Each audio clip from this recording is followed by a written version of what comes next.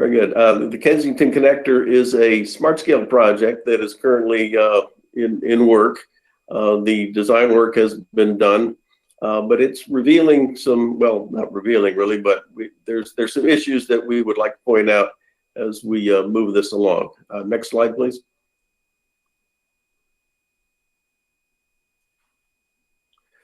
Oh, well, this is a very dark map.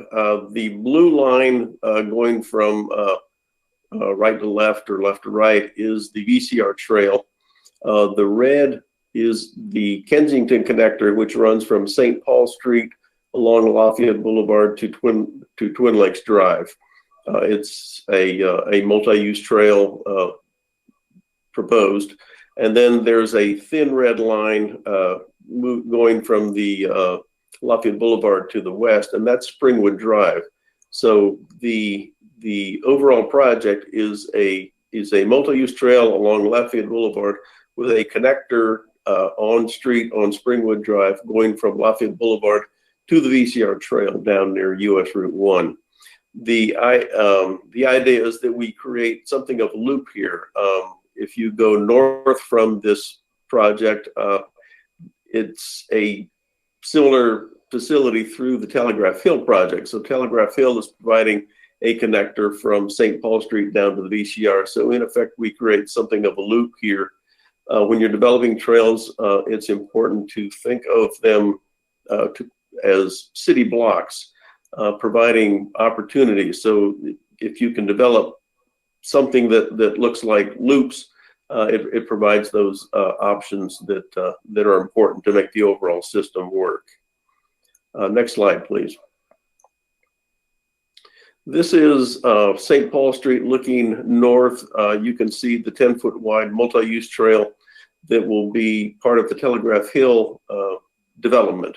And that again will connect down to the VCR trail at the bottom of the hill. At St. Paul Street is where our Kensington Connector picks up. Next slide, please.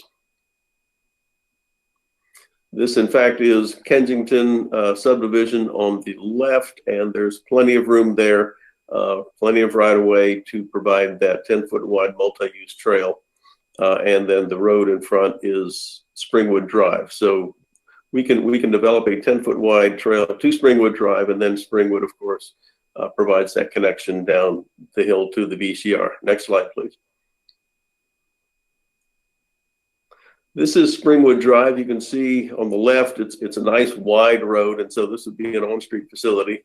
We haven't quite decided, would it be sharrows? Would it be a striped bicycle lane? That design is still coming.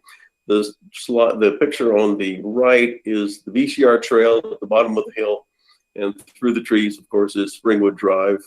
The connection down there is public right-of-way, so it's readily made. The connection is readily made. Next slide, please.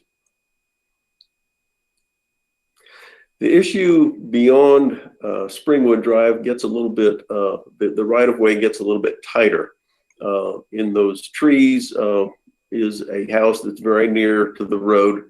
And so the idea, what we're realizing is that we really need to modify the design and narrow it down from a 10-foot wide multi-use path to a 5-foot wide concrete sidewalk. The nature of the Lafayette Boulevard corridor changes. It's much more residential, and a 5-foot wide sidewalk can accommodate the pedestrian needs within this limited right-of-way. The Lafayette Boulevard is one of the last routes that needs upgrading within the city's network of roads. Fall Hill is in good shape. Route 3 is going to be receiving some attention again through smart scale. But Lafayette Boulevard has been an issue for a while, and so we're looking to develop upgrades that will be feasible within the existing right-of-way or without taking too much. If we did a 4-lane divided road, we would be grabbing 100 feet plus of right-of-way, which would be removing houses, commercial properties.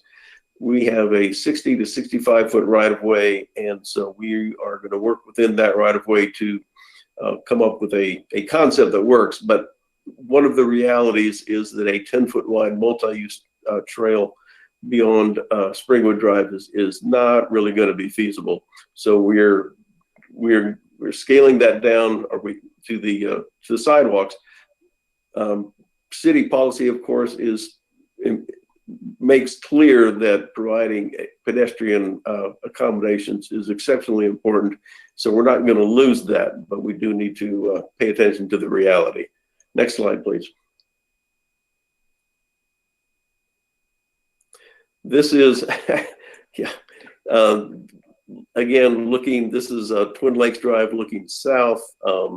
And again, it's just showing the narrowness of the right-of-way, the proximity of the houses. Again, this is an ancient corridor. I mean, this road goes back to colonial days, and so there are certain constraints that we're going to be working with. So, just wanted to give the council a heads up that we are not going to abandon the pedestrian accommodations, but we are going to work within some pretty tight constraints. The Kensington Connector is an existing project that we're working on. The overall corridor, we are working with VDOT to examine the potential configuration, the number of lanes, the potential for roundabouts, et cetera, to make this a functioning corridor without grabbing so much right of way that the cost becomes prohibitive and we disrupt the lives of a great many people. So this is, again, a heads up as to where we're headed. Next slide, please. I think that's the last one. And again, this is just the map again that's exceptionally dark, kind of the way my face looks.